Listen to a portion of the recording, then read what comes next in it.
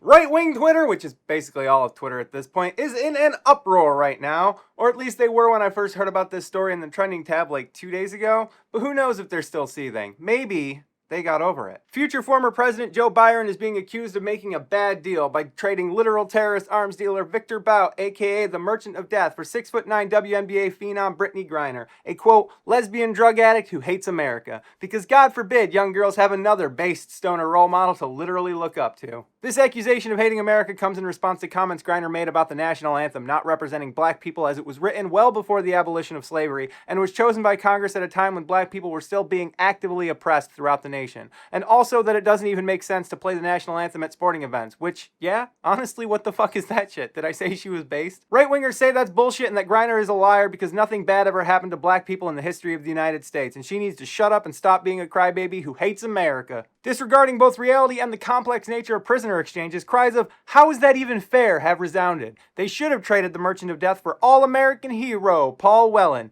a Canadian-born former Marine who was dishonorably discharged after he attempted to steal $10,000 while serving as an administrative clerk in Iraq. But I shouldn't fault Paul for being Canadian or attempting to steal from the American people. Immigrants are welcome in this great capitalist nation after all, and capitalism is all about theft of the common man's hard-earned labor value by the self-entitled elite. Paul's only mistake was getting caught. And besides, Paul wasn't detained and prosecuted for crimes we know he committed. He was detained and prosecuted for crimes he only probably committed. The suggestion that a man with quadruple citizenship who would go on from his past mistakes of grand larceny to be the head of security for an international auto parts manufacturer and for some reason make frequent trips to Russia could possibly be guilty of espionage is preposterous. He was only found to be carrying $80,000 in cash and a flash drive containing top secret information after all. Brittney Griner was found to be in possession of 0.7 grams of cannabis oil. Clearly the greater of two evils. Paul is obviously the victim here, a victim of Russian persecution for a crime that somebody committed, but by who is anybody's guess, unless that guess is Paul, because then you'd be wrong, and a victim of persecution by the woke left for being a white male war hero who loves America. And what about Mark Fogel? He was only carrying 2.5 times the amount of marijuana that Brittney Griner was carrying, and he isn't black or gay.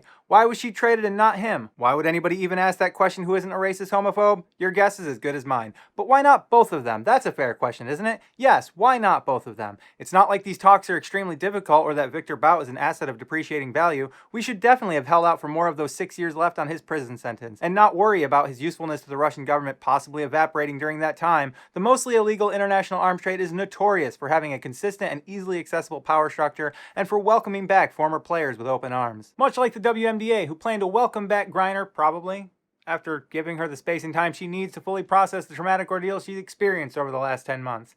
They use the term re-engage, so who knows what that means. If anything, it was probably the Russians who got the short end of the stick in this scenario.